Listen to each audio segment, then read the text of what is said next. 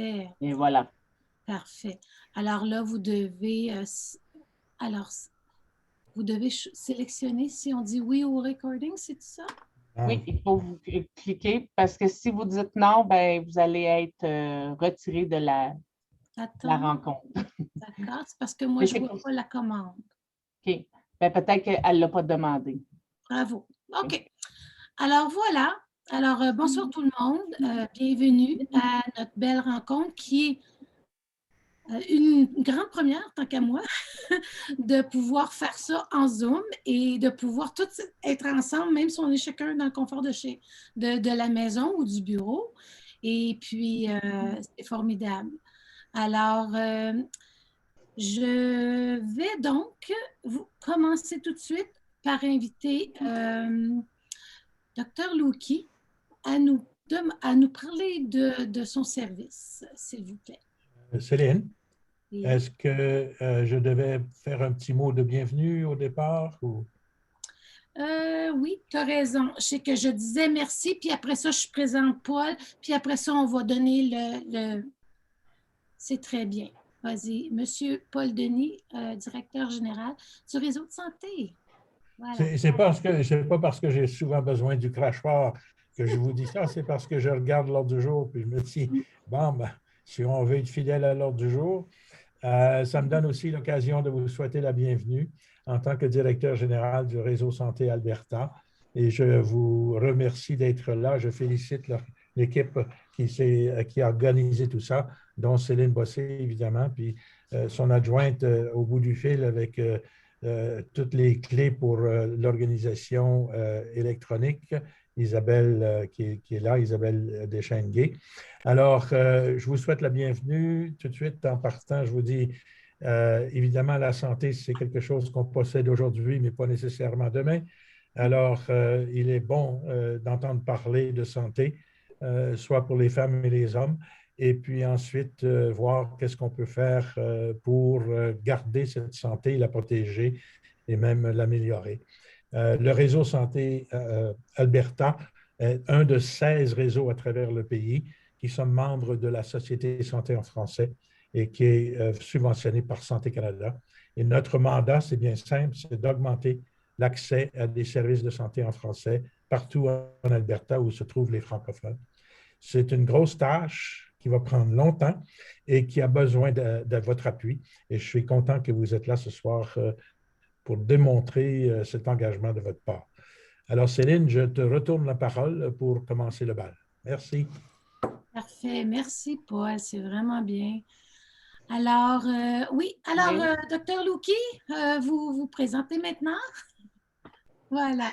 À vous la parole.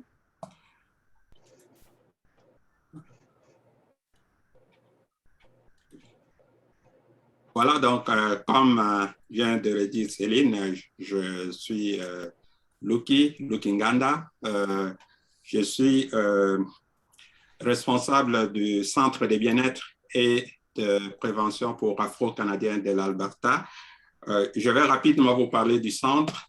Le centre est un organisme à but non lucratif qui cible la prévention de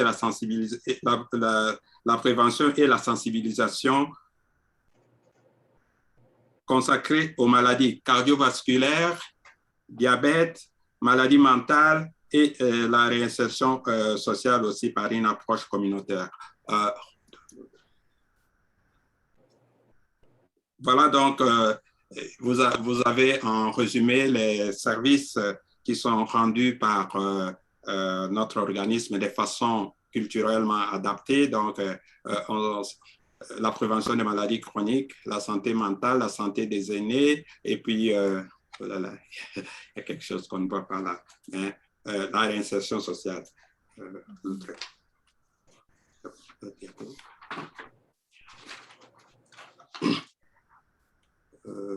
Oui, alors là, vous avez rapidement notre mission. Notre mission, en fait, c'est de développer une structure stable et optimale de sensibilisation et de partage d'informations sur la santé et le bien-être, répondant adéquatement aux besoins des Afro-Canadiens, mais aussi des personnes vulnérables en Alberta.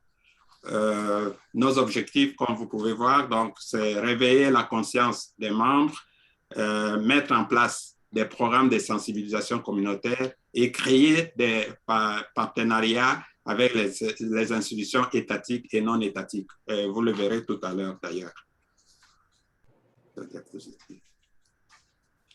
Et là, vous pouvez voir certaines de nos activités. Donc, nous organisons des ateliers d'éducation et des séances d'information sur les maladies chroniques comme le diabète, l'hypertension, les cancers, sur la santé des femmes, la santé des enfants, la santé des hommes, bien entendu. Nous faisons la promotion de l'activité physique et des bonnes habitudes alimentaires. Nous faisons des références des patients vers le service de diagnostic, vers le service de traitement, et nous sensibilisons donc les communautés sur les problèmes de santé mentale, sur la dépendance aux drogues, aux cigarettes et à l'alcool. Et nous avons aussi dans nos projets donc, la réalisation d'une maison de transition pour les membres qui sont, disons, pour les délinquants qui sont en libération conditionnelle. Mais il y a un point que nous devons signaler, c'est le point, un de nos objectifs forts, c'est le partenariat et les collaborations avec les autres organismes qui existent. Ici, donc, le survol de quelques projets, nous avons donc organisé des séries de séances de sensibilisation dans de nouvelles communautés d'origine africaine, afro-caraïbe, anglophones et francophones.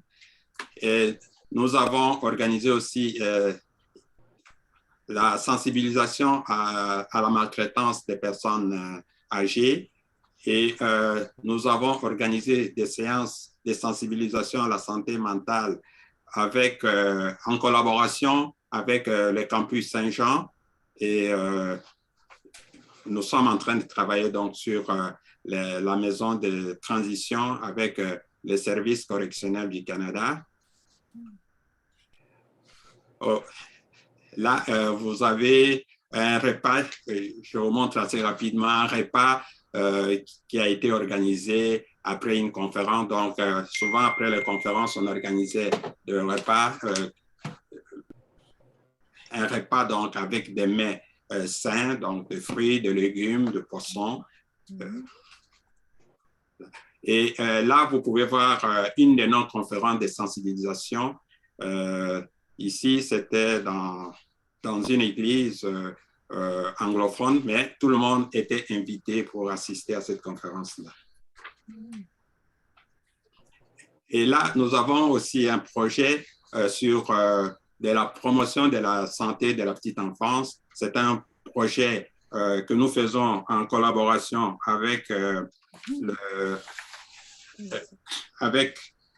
la société en santé, la société de soins en français et le réseau santé albertain. En fait, pour nous, le projet est parrainé par le réseau de santé en français et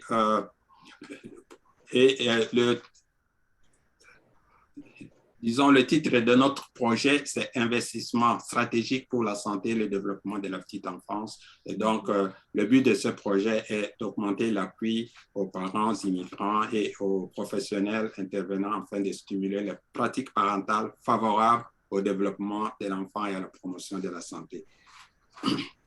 Formidable. Vous avez beaucoup de choses. Avez-vous... est-ce que c'est complet? Oui. Bon, je peux m'arrêter là-bas, peut-être que je pourrais... Vous allez avoir la chance de vous présenter aussi un petit peu plus tard avec les groupes. D'accord? D'accord. Donc, voilà en gros ce que je pouvais vous donner. Formidable. Merci. Je vais demander maintenant à Mme Clémentine du PIA de présenter sa position. OK. Bonsoir tout le monde, merci. Moi, je m'appelle Clémentine, je suis travailleuse sociale agréée à PIA, Portail de l'immigrant association, un organisme francophone qui s'occupe de l'accueil et de l'intégration des nouveaux arrivants à Calgary et ses environs à travers plusieurs programmes et services et qui promeut la diversité culturelle au sein de la francophonie.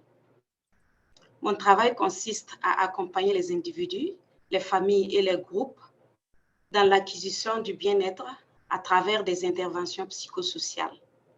Cela inclut la résolution de problèmes, l'animation d'activités de prévention des problèmes de santé tels que des groupes de causerie avec les femmes, des groupes de causerie détente avec les femmes et les jeunes, et aussi l'accompagnement des personnes qui traversent des problèmes de santé mentale. Alors, le type de soins ou de services que moi je propose ici, c'est comme un cri de cœur, un souhait que je présente à la francophonie.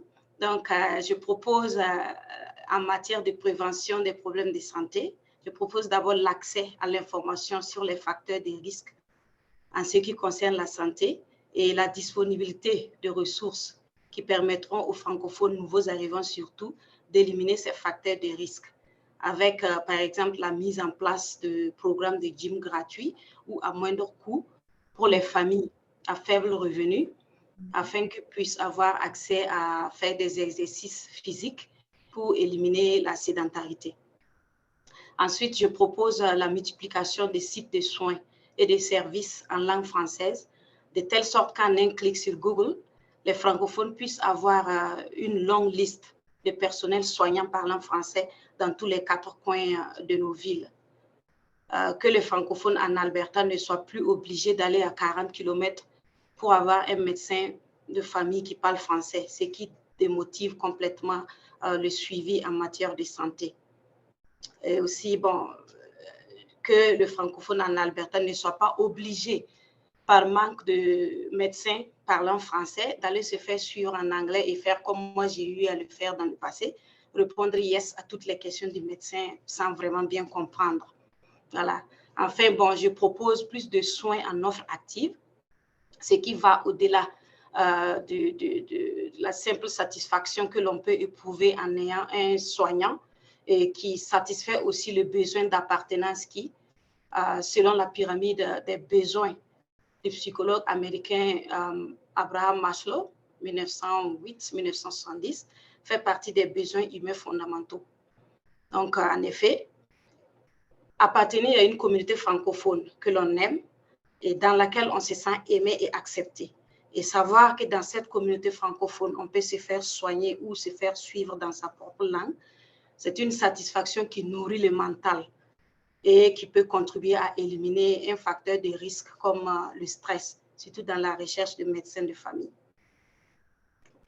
Je vous remercie et bonne semaine de l'immigration à tous. Super, bien belle présentation. Ça m'a même permis de mieux vous connaître parce que ça n'avait pas été fait encore tout à fait. Alors, super. Je donnerai maintenant la parole à Dr. Dion d'Edmonton pour 5 minutes de présentation, s'il vous plaît. Oui, mais me laisser parler après ces belles présentations. J'ai un gros défi à relever. Alors, merci au Réseau Santé d'avoir organisé cette activité. Alors, comme tu as dit, Céline, je suis médecin de famille à Edmonton, au East Edmonton Health Center. Avant de travailler ici en Alberta, j'étais au Nouveau-Brunswick et donc, en 2013, je suis venue m'installer. Alors, en plus de ma pratique comme médecin de famille, je m'implique beaucoup dans la communauté. Et entre autres, un des projets que je fais, c'est que je fais des différentes vidéos sur différents sujets de santé, surtout en termes de prévention. Et maintenant, nous préparons aussi des présentations que nous allons présenter aux différents organismes sur des sujets de santé qui touchent principalement tout le monde, mais principalement axés sur les immigrants et les réfugiés, justement pour adresser ces différents facteurs de risque et problèmes de santé courants dont on parle. Alors, une des choses, alors je vais revenir, ça c'est qu'est-ce que j'ai fait dans la communauté avec, entre autres, les étudiants du campus Saint-Jean et les membres de la communauté. Ça, c'est les activités que je fais en termes de prévention pour la communauté. Mais comme médecin de famille, souvent les gens pensent que voir un médecin de famille, c'est juste de voir un médecin de famille lorsque les gens sont malades. Mais il y a un gros volet de notre pratique. En tout cas, ici au Canada, nous avons un grand volet de notre pratique qui est axé sur la prévention. Alors, les gens n'ont pas nécessairement besoin de venir voir les médecins s'ils sont malades. Ils peuvent venir même nous voir s'ils ne sont pas malades. Eh bien, oui, c'est vrai. Parce qu'il y a plein de choses qu'on peut faire au point de vue de la prévention, tout dépendant du groupe d'âge. Par exemple, pour les réfugiés et les nouveaux réfugiés et les nouveaux immigrants, moi, je me sers d'un guide qui me permet de déterminer, selon le pays d'origine, quelle investigation ces gens auraient besoin. Aussi, par exemple, selon le groupe d'âge, en commençant par les tout petits, mais à partir d'environ quelques jours de vie, nous faisons régulièrement des visites pour les enfants, justement pour faire de la prévention au point de vue de la croissance, l'alimentation et le développement. Le but de la prévention, c'est d'adresser un problème avant qu'il cause, d'adresser quelque chose avant qu'il cause un problème. Puis s'il y a un problème aussi, on peut orienter aux bonnes ressources pour justement aider les personnes. Puis plus tard, pour les autres personnes un peu plus âgées, les tests de dépistage vont dépendre du sexe et aussi du groupe d'âge dans lequel ils sont. Alors, en résumé, le médecin de famille n'est pas seulement là pour vous voir lorsque vous êtes malade, mais il est aussi là pour vous voir de façon régulière, pour faire passer des tests pour être sûr que s'il y a quelque chose, on peut l'adresser avant qu'il y ait un problème. C'est ce qu'on appelle la prévention. Merci beaucoup, Michèle. En passant, un merci spécial parce que tu m'as guidé beaucoup dans la recherche et le travail qu'on va faire ce soir. Alors, grâce à toi et ton appui, merci beaucoup. Maintenant, je vais inviter Anoucha Kazan, psychologue à Calgary, à se présenter, s'il vous plaît. Merci, Céline. Bonsoir tout le monde. Mon nom est Anoucha. Je suis heureuse d'être avec vous aujourd'hui. J'utilise des pronoms féminins, elle. Et puis, comme Céline l'a dit, je suis à Calgary en ce moment. Puis, j'aimerais juste prendre une petite seconde pour souligner que je suis sur les territoires traditionnels des Pieds-Noirs et des peuples de la région traité numéro 7. Et puis que la ville de Calgary est également la maison originale des Métis-Nations de l'Alberta, région 3. Puis pour moi, ma passion pour l'immigration vient de ma propre expérience en tant qu'enfant d'immigrant. Puis c'est ça qui m'a poussée dans ma carrière à faire... je suis professeure agrégée à l'Université de la Colombie-Britannique. Puis ma position est centrée sur la santé mentale des jeunes. Puis 90% de mes recherches sont faites avec des communautés immigrantes. En fait, on est en train de faire une étude en ce moment sur le courtage linguistique qui se trouve souvent dans les familles immigrantes où les enfants font la traduction pour leurs parents ou pour les membres de leur famille. Puis, je vais demander à une des assistantes sur le projet de mettre le lien dans le chat si ça vous intéresse, si vous voulez diffuser le sondage. On est vraiment intéressé à avoir la perspective des gens de la communauté francophone qui sont rarement inclus dans les recherches universitaires en dehors du Québec. Ça, c'est ma vie universitaire.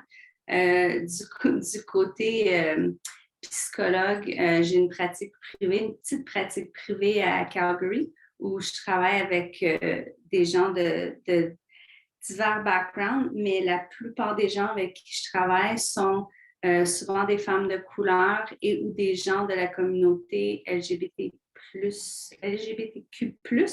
Et puis, c'est des gens qui vraiment cherchent à travailler avec un psychologue ou un travailleur social qui comprennent leur culture, qui comprennent leurs expériences, qui ont peut-être même les mêmes expériences eux-mêmes.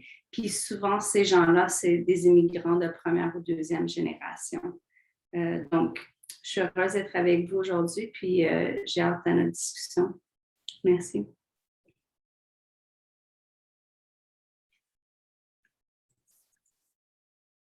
Ah, Céline, tu es sur mute.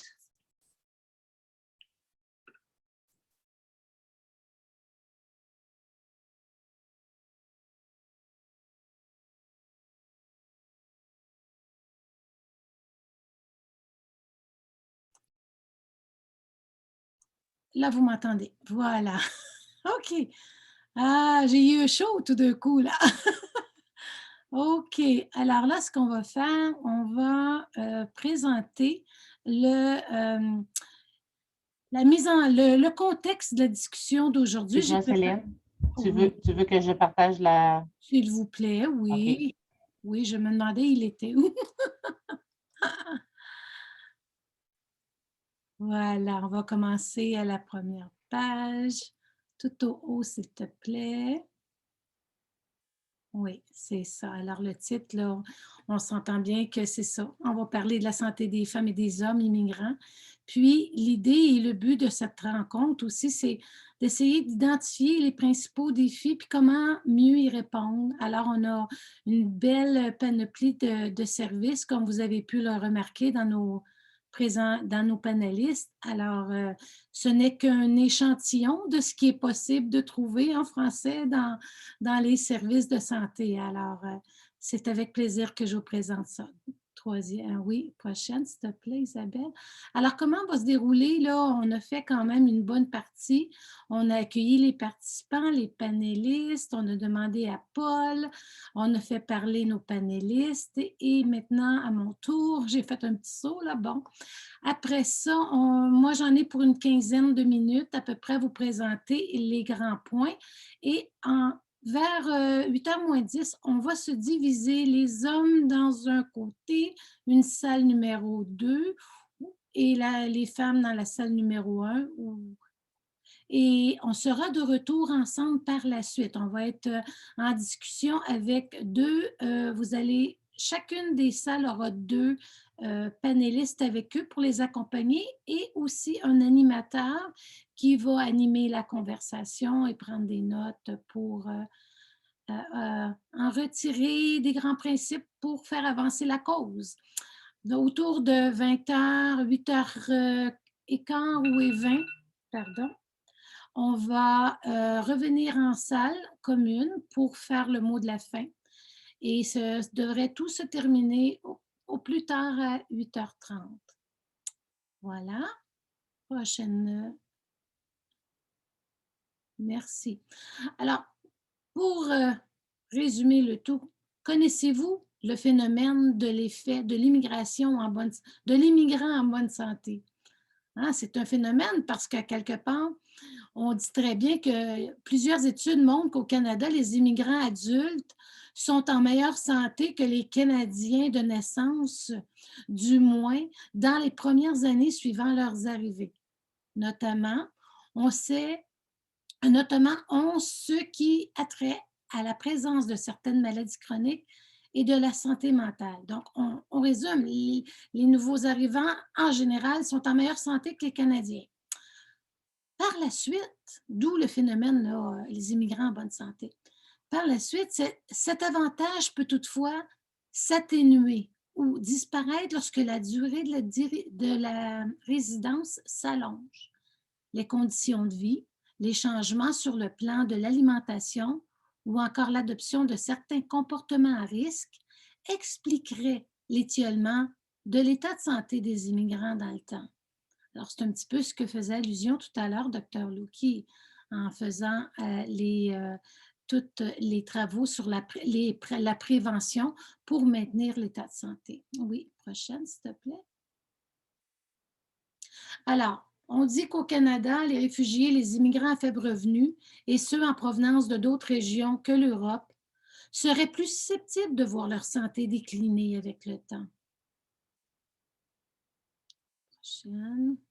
Et que la santé des immigrants, ses déterminants et les répercussions sur l'utilisation des services de santé revêtent ainsi une grande importance, notamment dans le cadre des politiques de santé publique, les politiques publiques axées sur les réductions des inégalités sociales en santé. Voilà. Prochaine, Isabelle. La 8, s'il vous plaît. Oui. Alors, grosso modo, en discutant avec Dr Dion particulièrement, j'ai tracé un tableau de la santé des femmes, la santé des hommes, les grandes différences, mais aussi ce n'est pas le portrait exhaustif complet, là, hein? On s'entend que on parle tout le temps des maladies chroniques, spécialement le diabète, autant chez l'homme, chez la femme, l'hypertension, l'obésité, les problèmes cardiaques. Quand on parle aussi de tests de dépistage, chez la femme, on doit penser vraiment aux mammographies pour le cancer du sein, les tests PAP quand on a 25 ans et plus, la densité osseuse quand on est plus âgé. Chez les hommes, on va penser plutôt au cancer de la prostate, des tests de dépistage pour ça et pour le cancer du côlon. On va voir un petit peu plus loin l'importance des différents cancers. Mais avant tout, la prévention et le bien-être doivent faire partie du travail en santé, absolument. Alors, on doit vraiment s'assurer que la vitamine D, l'anémie, l'ostéoporose chez les femmes sont vraiment vérifiées sur une base régulière. Et puis, tout ce qu'on appelle hygiène et santé buccale aussi, la dentition, santé des gencives et l'intérieur de la bouche, hein, quand on sait très bien que quand on mange et qu'on n'a pas une bonne santé buccale, notre santé globale est à risque. Oui, prochaine, s'il vous plaît. Alors, si on fait le tour des différents cancers, vous voyez, le cancer du poumon, c'est le cancer le plus fréquent, le numéro 1 des cancers, si on veut, qui touche autant les femmes que les hommes. On parle que les hommes vont être 1 sur 14, alors que 1 sur 15 pour les femmes. Alors, ça donne vraiment une meilleure idée là, que c'est égal des deux côtés. Les facteurs de risque aussi, on les voit bien, le tabagisme, le vieillissement. Oui, c'est ça, on ne voit pas. Oui, merci, ça l'aide, oui. Alors, les expositions à la fumée secondaire, l'exposition au radon, l'exposition à l'amiante, les polluants de l'air et le vieillissement, comme j'ai dit tout à l'heure. Alors, ce sont les grands facteurs qui influencent et puis qui nous mettent à risque. Le dépistage et la détection sont très importants, puis on regarde, on voit que le dépistage se fait, mais souvent, c'est à un stade avancé et c'est un peu tard parce que quand on veut parler, quand on détecte, on veut améliorer la situation et qu'on a une unité de mesure, si tu as seulement 19% de survivre au dépistage, je veux dire, à l'état de santé où on est rendu au stade avancé, ben il n'y a pas grand chance de vivre plus de 5 ans, alors, ou moins de 5 ans même. Alors ça, c'est une unité de mesure qu'on va voir dans toutes les feuillets de cancer qu'on va regarder ensemble. Alors voilà, si on refait, oui, le cancer du poumon, c'est la cause la plus fréquente, comme je vous disais, et c'est de décès liés au cancer. Même si les hommes sont plus susceptibles de recevoir un diagnostic du cancer du poumon, comme vous avez vu, il n'y a pas grande différence, mais les hommes un petit peu plus élevés que la femme. Le taux chez les hommes sont à la baisse. Alors, parlons du prochain. Le deuxième cancer le plus fréquent, c'est le cancer du sein. C'est une femme sur 8. On parle au Canada, en 2020, il y avait 27 400 femmes. C'est une femme sur 8. Donc, chez la femme, définitivement, le premier cancer, on s'entend. 80%, ce sont des femmes de plus de 50 ans qui sont atteintes de cette affliction, si je peux dire. Les facteurs de risque qui les influencent, on voit bien le vieillissement, les antécédents familiaux, s'il y a du cancer, l'histoire du cancer du sein dans la famille, les manipulations des gènes, le statut de reproducteur. J'aimerais qu'on agrandisse, s'il te plaît, Isabelle, si c'est possible. Le statut reproducteur, si la ménopause est tardive, ça peut être un facteur de risque aussi. L'exposition aux hormones, entre autres les oestrogènes, la consommation d'alcool, l'obésité et l'inactivité physique sont tous des facteurs qui peuvent aggraver ou qui peuvent nous mettre à risque. Alors, le dépistage se fait de façon assez précoce avec les fréquences de dépistage et c'est pour ça que c'est important de le faire sur une base régulière. Lorsqu'il est détecté, on arrive à le détecter au stade 1 et 2, donc on a une meilleure probabilité de survivre au moins 5 ans après le diagnostic. On parle de 88%, alors que tout à l'heure, on parlait de 19%. Alors, ça l'indique bien l'importance du dépistage et de faire des tests de routine avec notre médecin de famille sur une base régulière. Prochain, s'il vous plaît. Alors, les faits saillants, le cancer du sein est le cancer le plus souvent diagnostiqué chez les femmes. Toutefois, les taux sont demeurés relativement stables au fil du temps. Donc, c'est assez bien diagnostiqué, donc ça l'aide. Prochaine. Maintenant, le troisième cancer, c'est le cancer oui, j'aimerais voir le titre plus parce que là, je ne vois pas bien. Je vais aller voir ici. Colorectal, hein? C'est ça? Le cancer colorectal, c'est autant chez les hommes que chez les femmes, presque, mais un petit peu plus pour les hommes, 1 sur 14, 1 sur les femmes. Et puis, c'est 93% des adultes de plus de 50 ans qui ont été statistiquement maintenant, pour les facteurs de risque, on voit toujours le vieillissement, l'inactivité physique, le tabagisme, la consommation d'alcool, le surpoids ou l'obésité, la consommation des viandes transformées ou encore des viandes rouges, les antécédents familiaux, l'histoire familiale aussi dans l'histoire familiale s'il y a des cas. Et les polypes colorectales ou encore les maladies inflammatoires de l'intestin peuvent dégénérer vers un cancer colorectal. Alors, bien important, le dépistage et la détection. Dans 47% des cas, on peut arriver à le détecter au stade précoce. On parle ici du stade 1 et 2. Donc, le pronostic de survie est toujours meilleur. Plus tôt on arrive à le détecter, mieux on peut le traiter. Alors, les diagnostics, le 65% de chance est annoncé.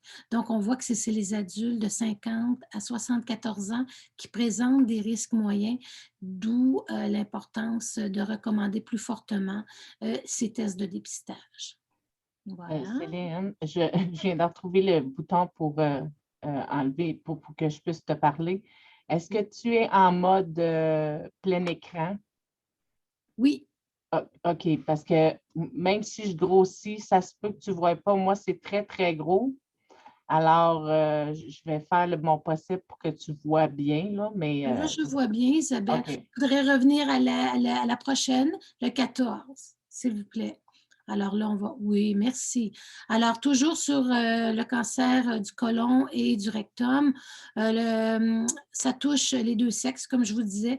Les taux d'incidence étant toutefois plus élevés chez les hommes. Alors, globalement, le risque des diagnostics de cancer, de façon générale, je parle autant du sein, toutes les autres qu'on a vues tout à l'heure, ça augmente avec l'âge. On l'a vu, le vieillissement fait partie des facteurs de risque dans tous les types de cancer. 87% de tous les nouveaux cas de cancer sont diagnostiqués chez les personnes de plus de 50 ans. Voilà, c'est les grands faits. Maintenant, le cancer de la prostate, on va parler des messieurs. Des messieurs. Alors ici, on a en général 1 sur 9 qui est diagnostiqué avec un cancer de la prostate. C'est officiellement le premier cancer, le cancer le plus important chez l'homme. Et c'est à 99% des hommes plus âgés de 50 ans que le cancer peut être détecté. Ça ne veut pas dire que ça ne fait pas son chemin avant, là, d'où les dépistages sont importants. Mais bon, alors les facteurs de risque qui l'influencent, le vieillissement, les antécédents familiaux, l'origine raciale ou culturelle peut avoir une influence à ce niveau-là, et les manipulations génétiques héréditaires. Voilà. En termes OK, je voudrais juste le dépistage. On parle de 74 qu'on peut détecter au stade précoce. Donc, c'est encore là vraiment encourageant. On peut, à 93 les probabilités de survivre au moins 5 ans après le diagnostic. Alors, voilà. Le cancer donc de la prostate représente le plus grand nombre de nouveaux cas de cancer diagnostiqués. Toutefois, comparativement au cancer du poumon, du côlon ou du rectum ou du sein, il cause le plus petit nombre de décès. Donc, il faut reconnaître que le système de santé au Canada est basé sur le travail effectué avec un médecin de famille. Déjà, au Canada, on a accès à des services de santé qui sont gratuits en grande majorité et ça vaut la peine d'en profiter, puis d'avoir une connexion avec un médecin de famille avec lequel on peut avoir confiance et on peut partager sur des bases régulières une visite annuelle minimale, qu'on est en bonne santé ou pas. Il y a des tests de prévention à passer, le médecin nous guide là-dedans. Alors, au besoin, le médecin de famille va pouvoir aiguiller la personne auprès de spécialistes si c'est nécessaire et de demander les rapports de l'évaluation du spécialiste afin de pouvoir l'ajouter au dossier médical et s'assurer que le dossier va être complet dans l'évolution et les suivis sur le traitement à considérer. Si on n'a pas un médecin de famille puis qu'on va dans une clinique sans rendez-vous, qu'on ne rencontre jamais le même médecin, les suivis sont beaucoup plus difficiles. Alors, les études aussi démontrent qu'il existe une plus faible probabilité des immigrants de 18 à 69 ans à avoir passé un test PAP chez la femme, le col de l'utérus, et au cours de leur vie. Donc, c'est vraiment important là, d'y voir, hein, d'avoir un médecin de famille associé pour nous aider là-dedans, autant chez l'homme que chez la femme, puis pour nos enfants aussi. Alors, de plus, ce dernier va assurer le suivi et va informer le patient des différents tests de routine, tout dépendant de l'âge, des différents tests. Alors, c'est comme ça qu'on va s'assurer de faire le nécessaire pour optimiser et prévenir le développement des maladies qui peuvent être évitées ou encore pour avoir un meilleur contrôle de sa santé puis de sa prise en charge. Parce qu'on est les premiers à devoir prendre en charge notre santé. Le médecin nous aide beaucoup, mais c'est nous le premier médecin de notre personne. Alors, par exemple, il est démontré que le fait d'être immigrante et de ne pas avoir accès à un médecin de famille augmente les chances de ne jamais avoir passé un test PAP, comme je vous l'ai mentionné tout à l'heure. Alors voilà, prochaine, on est presque terminé. Je vous inviterai maintenant à rejoindre les salles. Alors, tout à l'heure, j'ai parlé, là maintenant, on va faire la salle des hommes, la salle numéro 1.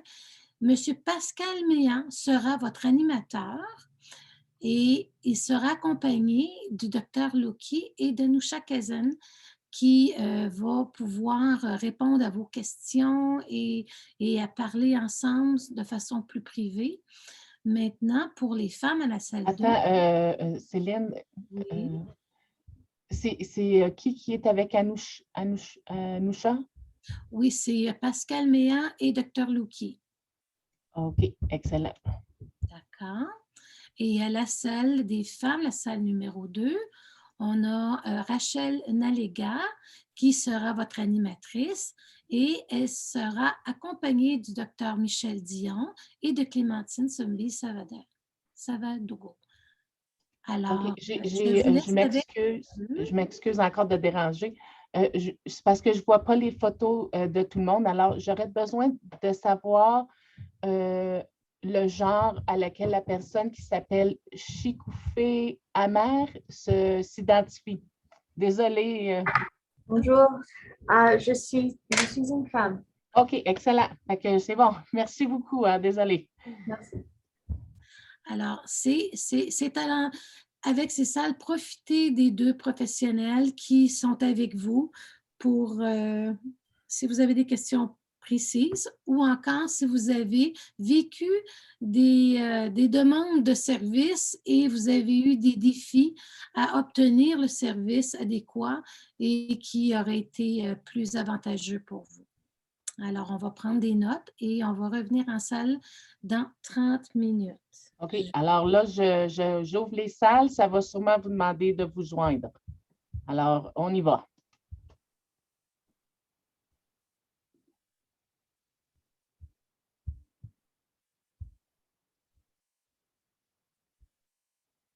Bon. Alors, Isabelle, si moi, je veux me rendre dans une salle ou dans l'autre. Je peux te déplacer. Parfait. Mais là, je crois que Mme Victorine... Est-ce que j'ai manqué, Madame? Ben non, il faudrait juste que Mme Victorine clique sur le bouton ainsi que Mme Adolphine. Est-ce que vous avez eu une petite boîte qui dit voulez-vous rejoindre la salle? Oui, rejoindre. Oui, allez-y. Alors, dites oui, puis vous allez aller dans la salle. Oui, moi, je vais vous voir partir. Ah oui, là, elle est partie. Et Mme Alphonsine, même chose. Est-ce que vous voyez un petit lien? On ne vous attend pas. Attends, je pense qu'elle parle avec quelqu'un. D'accord. On va voir si... D'accord. Céline, je ne savais pas si tu voulais te promener, là. Je suis contente que tu aies là, je vais aller dans la salle numéro 2 un petit peu. OK. OK.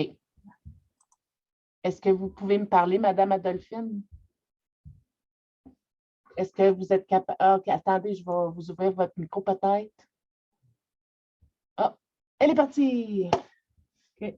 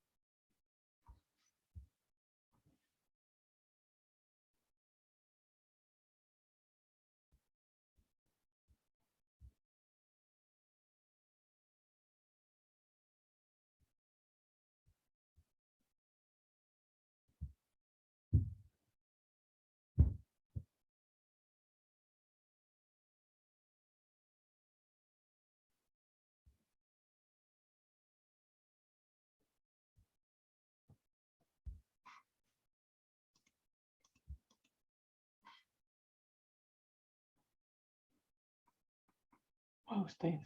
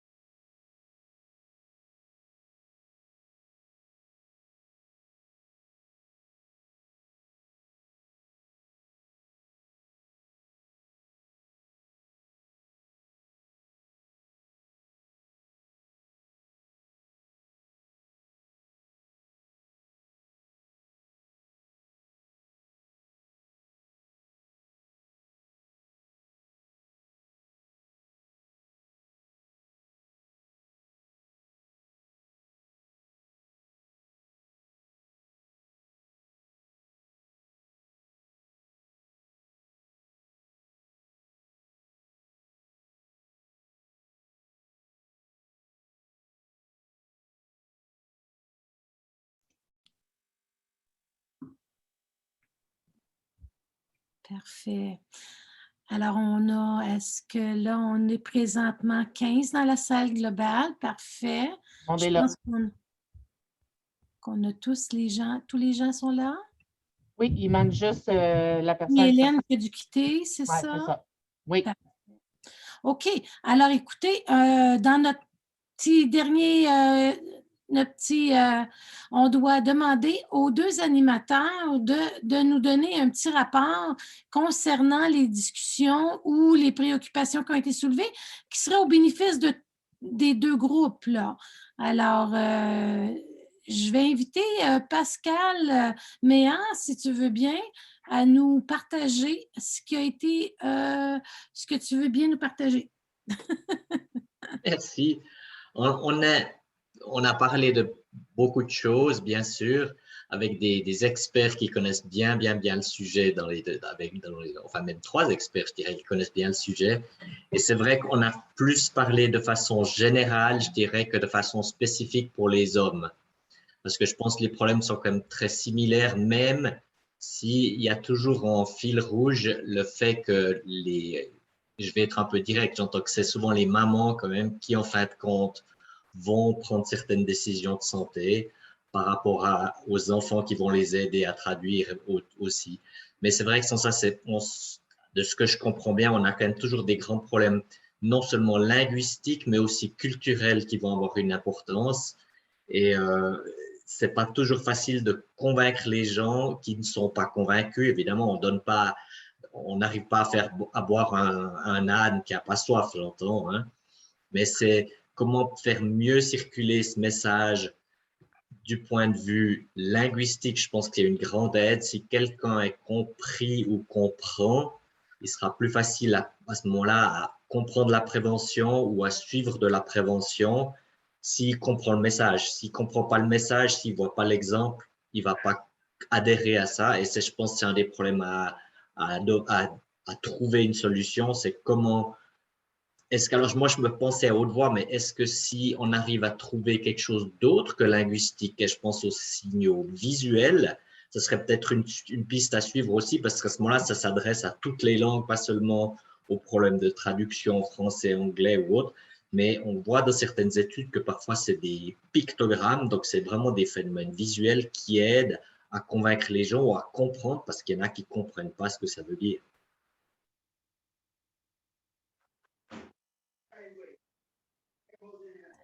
Tout à fait, les pictogrammes, même tout à l'heure, quand j'ai présenté les tableaux sur les différents cancers, on envoyait des pictogrammes, des petits bonhommes, le nombre de petits bonhommes, tu sais, c'est vrai que c'est très bien. C'est un bon point à retenir, je dois dire. Alors, est-ce que ça fait le tour de ce que tu voulais nous partager? Je pense qu'en gros, c'est surtout le problème de la communication. Donc ça, c'est quelque chose qui est fondamental. Et puis le problème de la méconnaissance du système par rapport, quand on vient de l'extérieur, on ne connaît pas le système. Donc est-ce qu'on va lui faire confiance? Comment est-ce qu'on va pouvoir l'intégrer et le comprendre s'il n'y a pas un accueil en disant, ben voilà, comment marche le système, vous pouvez faire confiance à ci, faire confiance à ça. Et ça, je pense que c'est aussi un des problèmes qui est important, c'est comment intégrer le système. Est-ce que le mentorat, pas le mentorat, mais le partenariat, c'est le partenaire, le mentor, pardon, de santé pourrait aider dans cette situation? Tu sais, d'avoir une famille qui t'aide, en tout cas, à l'accueil. OK, bien, merci beaucoup, Pascal. Alors maintenant, je vais donner la parole. Est-ce que peut-être des gens de ton groupe veulent ajouter des choses? J'ouvre la discussion pour les hommes. Est-ce que ça va? Vous êtes tous d'accord avec Pascal, ça va? D'accord. Oui, peut-être Dr. Lucky? Non? Non, je pense que Pascal a bien résumé ce que nous avons dit. D'accord, alors voilà. Oui, ce sont des aspects, les aspects culturels, les aspects linguistiques sont vraiment très, très importants et le facteur de confiance, la confiance qui doit être créée entre la personne qui reçoit les services et la personne qui fournit les services, c'est vraiment important. Je pense que tout a été bien résumé. Parfait. D'accord, alors je vais passer la parole à Mme Rachel Naléga pour le groupe des femmes. S'il vous plaît, En fait, Rachel. on a eu, nous les femmes, à répondre à 3 questions dans lesquelles il y avait des sous-questions en fait. Donc, en gros, bon, celles qui étaient dans mon groupe peuvent toujours compléter, hein, si ce que je dis n'est pas, n'est pas fidèle à tout ce qu'on a dit là. Donc, d'abord, il fallait définir ce que c'est que être en bonne santé. Je suis contente parce que les définitions qu'on a données, elles s'apparentaient beaucoup à celles de l'OMS, qui est un état de complet bien-être physique, mental et social qui ne consiste pas seulement en une absence de maladie, parce qu'on a dit que c'est être capable de se mouvoir, être capable de se sentir bien-être mental, physique, absence de préoccupation à propos de la maladie, etc. Donc, on a aussi demandé le type de prévention que les femmes aimeraient obtenir. Et là, on a parlé du fait qu'il ne faut pas prendre la santé de façon isolée, mais il faut la prendre de façon globale. Donc, on a parlé des différents déterminants sociaux de la santé qui ont un impact sur la santé et sur lesquels il faut intervenir si on veut que l'individu soit en bonne santé. Il faut que l'environnement dans lequel il se trouve puisse être adéquat, et en ce qui concerne particulièrement les immigrants qui sont dans un pays étranger confrontés à toutes sortes de problèmes au niveau de l'accueil. Il faut donc que les services d'accueil d'établissement puissent jouer pleinement leur rôle pour que tout cela vraiment puisse contribuer à l'épanouissement de l'immigrant qui se sente bien dans son pays d'accueil. On a parlé aussi évidemment des problèmes de méconnaissance des tests. On a parlé des tests qu'on aimerait obtenir.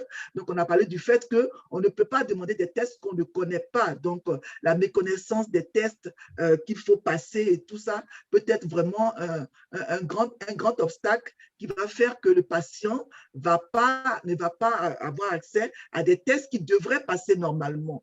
Et là, le rôle du médecin est très important, qui doit, lui, proposer des tests aux patients sans que forcément, lui, il ne les demande lui-même. Et on a parlé aussi des problèmes de communication au niveau de la langue, parce qu'on ne peut pas bien se faire comprendre si on ne comprend pas la langue du médecin ou si le médecin ne comprend pas notre langue. Et on a donc dit que c'est vraiment une des raisons d'être du réseau santé, justement, faire en sorte que les francophones aient un accès plus facile, un meilleur accès aux soins de santé en français, même en vivant dans une province anglophone comme celle de l'Alberta. Et les inquiétudes concernant la santé des enfants, on parlait des mères, c'était donc des femmes qui étaient dans le groupe, et on a partagé plusieurs inquiétudes, problèmes par exemple d'accoutumance aux drogues et tout ça pour les adolescents. On a vraiment peur que les enfants ne soient, disons, entre guillemets, drogués par les médicaments ou bien par les stupéfiants et tout ça, que les enfants ne prennent les mauvaises habitudes de leurs amis au niveau de l'habillement, que vraiment ils ne commencent à faire ce que les amis font et qui n'est pas toujours bien, comme par exemple le fait de consommer, je l'ai dit tout à l'heure, des drogues, des stupéfiants et tout ça, et aussi des inquiétudes concernant la croissance de l'enfant, croissance au niveau de la taille, bien sûr, mais aussi les problèmes d'obésité et tout. Donc, tout ça, ça inquiète les mères, et elles sont aussi inquiètes du fait que l'enfant ne puisse pas être à même de dire au médecin que non, ce que vous m'avez prescrit là, ce n'est pas ce dont j'ai besoin. Voilà, je n'aimerais pas que vous me donniez ça parce que mon problème est tout autre que celui que vous avez diagnostiqué et tout ça. Enfin, bref, j'ai essayé de résumer comme ça globalement ce qu'on a dit, mais je pense que Dr Dion devait dire quelque chose à la fin de l'atelier et puis on a été interrompu. On devait venir dans la grande salle. On arrive dans la grande salle, les hommes n'y sont pas. On a trouvé ça un peu frustrant. Alors, je lui donne la parole. Je lui donne la parole pour qu'elle puisse nous dire ce qu'elle s'apprêtait à dire au moment où on nous a interrompus. Voilà. C'était pour répondre à la question d'Ida. Je ne sais pas s'il y a quelqu'un qui m'avait attendu parce que j'avais répondu. Est-ce que quelqu'un a attendu une partie de ma réponse ou non? Mais non, on n'a rien entendu parce que… Non, moi, j'ai besoin de ta réponse. OK, parfait. Finalement, j'ai parlé tout seul. Mais oui, effectivement, tu as raison. Ida s'inquiétait ou elle avait fait un commentaire comme quoi que dernièrement, elle avait remarqué que le temps que le médecin passait avec elle était moins long que d'habitude. Et elle se demandait si ce n'était pas relié au conflit entre les médecins de famille et le fameux gouvernement, au ministère de la Santé. Je dirais oui, en effet, c'est une grande partie de la raison pourquoi que, elle a réussi ça, parce que le médecin a coupé certains coûts pour voir les patients. Donc, pour pouvoir être capable, le médecin de continuer à payer, comme par exemple les frais de bureau, de payer son infirmière et la secrétaire, il doit voir un peu plus de patients pour arriver à la même chose. Alors, c'est pour ça que aussi, vous allez remarquer, quand vous allez dans les cliniques privées, c'est possible que le médecin va demander juste un problème à la fois. Donc, ça, c'est dans les cliniques publiques. Par exemple, dans ma clinique, nous, on fonctionne différemment parce qu'on travaille beaucoup avec, par exemple, les personnes à besoin, les personnes qui sont vulnérables et les réfugiés immigrants. Des fois même, les gens viennent nous voir et ne parlent ni le français ni l'anglais. Alors, soit qu'on utilise, peut-être que ça pourrait vous aider. Vous pouvez aussi emmener quelqu'un qui parle la langue du médecin et qui, si jamais vous avez de la misère à vous exprimer, votre ami pourrait aider à faire cette traduction. Alors ça, c'est possible d'amener comme quelqu'un que vous connaissez, que vous avez confiance avec vous lors des visites médicales. J'ai beaucoup appris vraiment, j'ai beaucoup appris, puis je voudrais dire, en tout cas comme en résumé, c'est que ça me donne des idées pour faire des projets et justement, de pouvoir justement répondre à quelques des besoins qu'on a mis en évidence. Alors, j'ai vraiment trouvé ça intéressant d'entendre le côté de la population, d'entendre le côté des immigrants, voir c'est quoi un peu leurs enjeux. Puis justement, ça m'a donné beaucoup d'idées comment essayer de répondre à ça.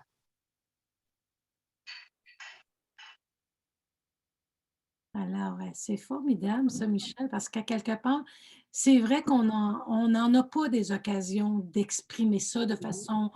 Là, on était invités à parler de ce qu'on vivait et des défis qu'eux vivent aussi. On est ensemble, mais en même temps, ceux qui accueillent puis ceux qui arrivent ont des réalités différentes. Alors, c'est important de voir où les points d'attache qu'on peut commencer. Est-ce que tu vois, Céline, je ne sais pas si tu vois tout l'écran, il y a des mains levées là. Oui. Ida et Luki. Tiens, ici. Parfait. Parfait. Alors non, je ne les voyais pas. Merci, Paul. Il y a Adolphine aussi qui a le petit doigt levé. Alors, Isabelle, je te laisse contrôler. OK. Peut-être aller, parce que moi, je les vois. Paul, est-ce que tu as quelque chose à dire? OK. Alors, Luki?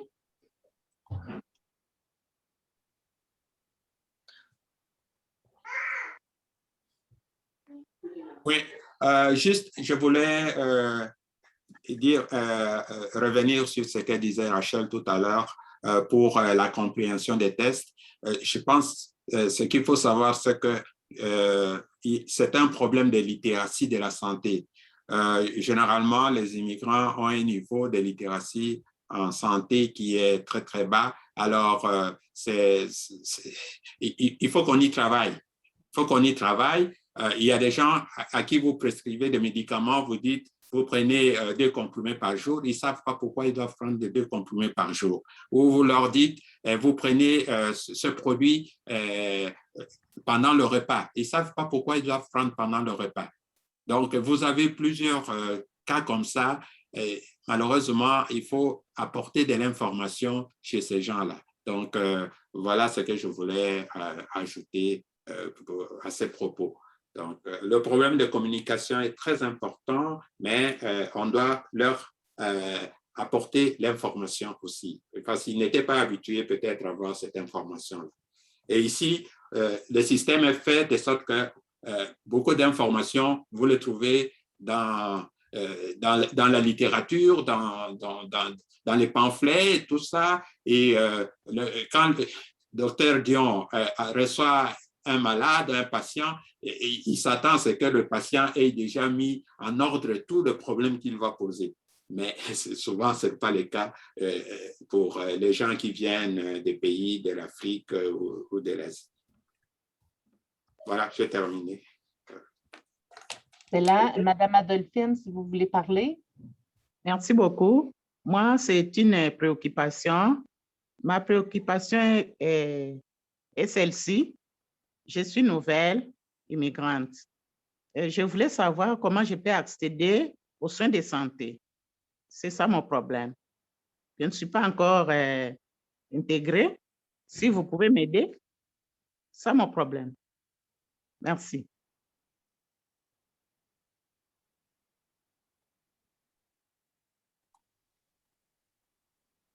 On va devoir être en contact avec vous, Madame Adolphine, pour pouvoir que le réseau vous venir en aide et vous guider dans les secteurs dont vous avez besoin. Et puis, par la suite, avec un contact de médecin de famille, vous auriez une première porte d'ouverte pour aller prendre l'information, à savoir d'établir la confiance que qu'est-ce que le médecin vous suggère de faire, de le faire. Alors, si vous avez des questions, de poser la question directement, mais je pense que le lien de confiance est primordial. Merci. Dans quel coin de la province aimeriez-vous, madame? Voilà, donne son numéro de téléphone pour la contacter après. Oui. Et si je peux juste demander à Madame Adolphine, est-ce que vous pouvez appeler le réseau Santé Alberta ou nous écrire pour que je puisse vous aider? Oui, je le ferai après la réunion. OK. Comme ça, on va pouvoir être en contact, mais je vais pouvoir vous aider. On va voir qu'est-ce qu'on peut faire. Je pense que c'est Ida qui demandait la parole. Oui, c'est la suivante. Merci beaucoup. Moi, je pense que finalement, ça a été bénéfique d'attendre le temps d'Adolphine et de Dr. Luki. Parce que l'intervention que je voulais apporter, c'est toute la question, comme celle que vient de poser Madame Adolphine. Merci beaucoup. C'est comme tout immigrant qui arrive, il ne sait même pas de quoi il a besoin. Nous, en tant qu'intervenants communautaires, je pense que nous avons l'obligation de penser et de réfléchir à leur place, anticiper quel genre de besoin ils pourraient avoir. Tout à l'heure, Dr. Luki parlait de faiblesse de littératie en matière de santé. Mais vous trouverez que c'est la même chose dans différents secteurs. Quand on regarde du côté juridique, il y a un problème de littératie des immigrants au niveau juridique. Quand on regarde au niveau parental, il y a un problème de littératie au niveau parental. Comment éduquer ses enfants dans deux cultures, donc dans un environnement biculturel. Donc finalement, c'est toute une amalgame qui en définitive va jouer sur la santé de l'immigrant. Alors, moi, l'idée que ça m'a donnée à écouter tous les échanges de cette soirée, là, je me suis dit, est-ce qu'on peut s'arrêter et questionner finalement notre mode d'offre de services? Pas nécessairement des services de santé, pas nécessairement des services juridiques ou spécialisés. Mais là, moi, je reviens au service d'accueil et d'établissement. Quand l'immigrant, parce que c'est là la porte d'entrée de l'immigrant, il y va, il est supposé recevoir toutes les informations. Malheureusement, on a très peu de temps et puis les immigrants, ils courent derrière la vie. Mais quand on attend comme les 3 premiers mois d'installation ou peut-être les 6 mois, on les perd parce que là, ils doivent mettre le pain et le beurre sur la table. Donc, cette question d'établissement, d'intégration, que ce soit de littératie pour la santé ou n'importe quel autre domaine, ce n'est plus prioritaire parce que l'immigrant a déjà commencé à courir vers les besoins primaires que sont juste mettre le pain et le beurre sur la table ou avoir un toit au-dessus de sa tête. Quand je parle de la remise en question de la façon dont nous offrons les services, là, tout ce que j'ai entendu ce soir parlant de littératie, je me suis dit, est-ce qu'un jour, on ne devrait pas se mettre ensemble en tant que communauté, chacun dans son secteur, essayer d'anticiper les choses dont l'immigrant peut avoir besoin. Et puis peut-être dans le premier mois de son établissement, on monterait comme quelques modules de formation. On pourrait carrément donner comme en 30 heures de formation à la personne qui arrive. Et là, chaque domaine serait dans un module de formation. Donc, il y aurait un carnet d'orientation auquel contribueraient finalement tous les intervenants francophones.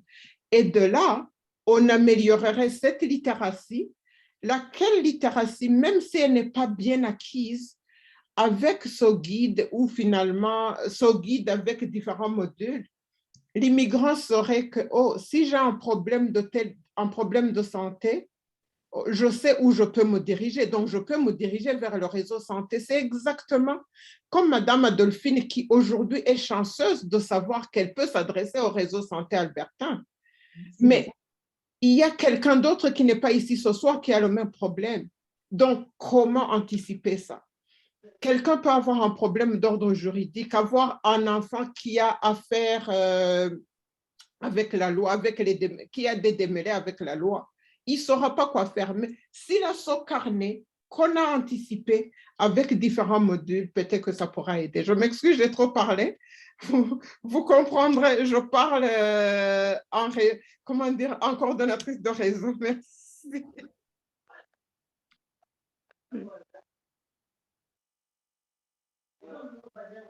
Alors, si vous croyez, si j'ai d'autres gens qui veulent parler, il ne nous reste pas grand temps. Je crois même qu'on a passé de 9-10 minutes. Alors, je vous dis un gros merci. Oui, il y aurait peut-être Dr. Louki qui voudrait un dernier mot. Oui? Oui, non, je disais à Madame Adolphine aussi qu'elle peut nous contacter aussi. Nous pouvons l'aider aussi dans ces démarches, n'est-ce pas?